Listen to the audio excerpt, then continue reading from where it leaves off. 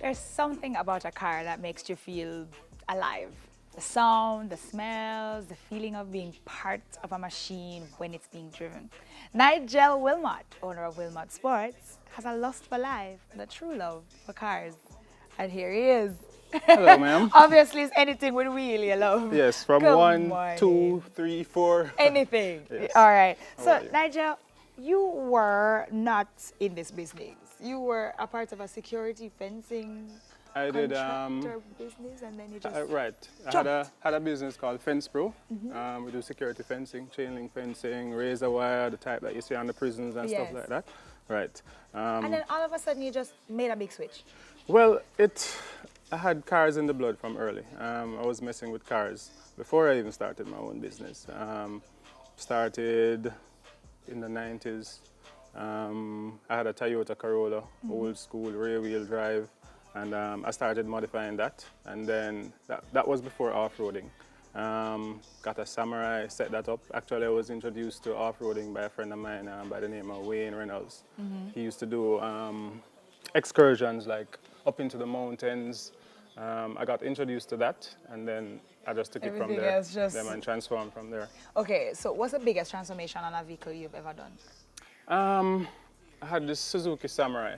That was my first off-road vehicle, and I used to race it. I did everything with it, off-roading. It was my daily driver. I was going home one night and I got hit by a drunk driver, flipped the vehicle, and took the vehicle home, and I chopped every part of every damage off the vehicle, and it ended up being a buggy. So I Oh just my cut goodness. the entire top off and installed a roll cage in there, and it looks nothing like a Suzuki Samurai anymore, but it's now like a little buggy.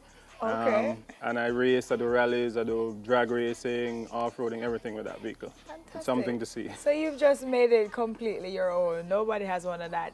Here we Yeah. go. This is what it looks like. No, that's not it. That's All not right, it. we'll see it That in a picture little is bit. from off-roading on the farm. That's a Okay. part of the events that we do. We do events as well, excursions, off-road events. And people can just sign up for it and just decide to go one day. Yeah, man. If you check out Will Motorsports on Facebook or Instagram, you can see everything that we do. For example, the event that we do is called Off-Roading on the Farm. We have another one coming up in October 26th and 27th, where we take modified vehicles, Jeeps, SUVs, and we roll them through mud. We compete, we go over obstacles, climb stairs, Oh my climb goodness. rocks. Yeah, so that kind of extreme part of the motorsports that we do. Do you think that Jamaica has a market for this going forward? Do you think more people will become interested in it? What's the future like for extreme motorsports in Jamaica? Yes, especially off-roading. I see a lot of people buying Jeeps nowadays. We have the Jeep dealer here, KIG, and when we started back in the day, there were very few Jeeps, and it was the older kinds, like from the 90s and 80s. Now, you know, we're having the four-door ones, like the ones you see here. Yeah. These are readily available. You have car marts bringing them in, the dealer bringing them in, and people are using them for daily driving. I mean, we have very bad roads, so when you have big tires and good suspension, it really works out. And I think the off-road aspect of motorsports is getting, it's getting there. A lot more people getting interested, and the events that we do, we have a lot of social media presence, so we kind of, people warm up to what we do. And this is, as my friend Nick would say, we're the Jamaican rednecks. Aye. So we're doing the mudding and that kind of stuff. So let's get it right. You don't have to have a vehicle to participate. We can just check Will Motorsports. We'll on have IG, vehicles for rent for and the- you'll for the have event. something that I can use if I don't have something that looks like this. Yes, but if you damage it, you pay for it. Boy, I would assume so. But Big question that Jamaican people ask, and I am one of those people who ask when I see it, Right. how much gas this vehicle use? Because I mean, it's so big. Does it consume more gas? I mean, right now, it's a pocket. It People does. have to consider it. It does, and I mean, if you're worried about gas, then you buy a little 3-cylinder car, and if you're passionate about motorsport, then you can't. I mean, it's expensive, but here's what I do, right?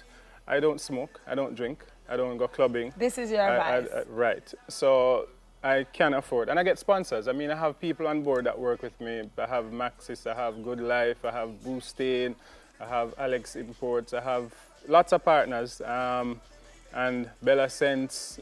So, because it's an expensive sport, then what I do is, you try and form partnerships. So for example, when I need tires, Yeah, and these there's a tires are sponsor. expensive. Yeah, I need a tire sponsor. I need to get a gas sponsor, by the You way. soon get one. Don't worry, we'll put it out there. But yes, it does. The bigger wheels and the Jeeps, the bigger engines use more fuel. But what you have to do is you have to learn to nurse the pedal sometimes. That's right. you You know? know, pressure it too tough. Yeah. So in the next 10 years, where do you see Jamaica in terms of the future of sports, motorsports? Motorsports, it's difficult because, for example, the powers that be don't find motorsports interesting at all, and we get no support. I think, for example, when we used to have rallies by the waterfront and in New Kingston, it was a great opportunity for even tourism. I mean, a lot of people come out. People would come to Jamaica. We have international competitors here now, and it's getting a fight, and it's not being promoted the way it should. We, who are passionate about it, we are trying our best to, get it more out there. People are accepting it, but I think we're more a culture of music. So I think what we need to do is start, like fusing the motorsports with some music and partying and Okay, that well, kind of thing. that's an idea. I think that's something where for we you need to go do. to get it where we want it. But it's growing. It has been growing, and you have people like Nick Lou from Skunk Nation who started a whole movement with the cars. I started a movement with the off-roading, and when you go to car shows, like today there's a cruise control car show in St. Anne where you have a fusion of everything: cars, race cars, So you'll be heading off-road there trucks. shortly. Yes. All right. So if we want to come to that, where do we find it? It's at Richmond. It's all over social media, by the way. It's in Richmond, St. Anne. I think it's right where Rebel Salute is kept. Okay. And if we want to be a part of Will Motorsports, how do we do that? Well, we're starting the official club soon, where you can register and get all of the discounts and all of the tips and be updated on all of the adventures and stuff. But for now, Instagram, Will Motorsports. Facebook, Will Motorsports. That's it. That's how we do it. If you want one of these big monster babies on the road, check Nigel. He knows exactly where to send you. Nigel Wilmot, owner of Will Motorsports. We soon come, guys.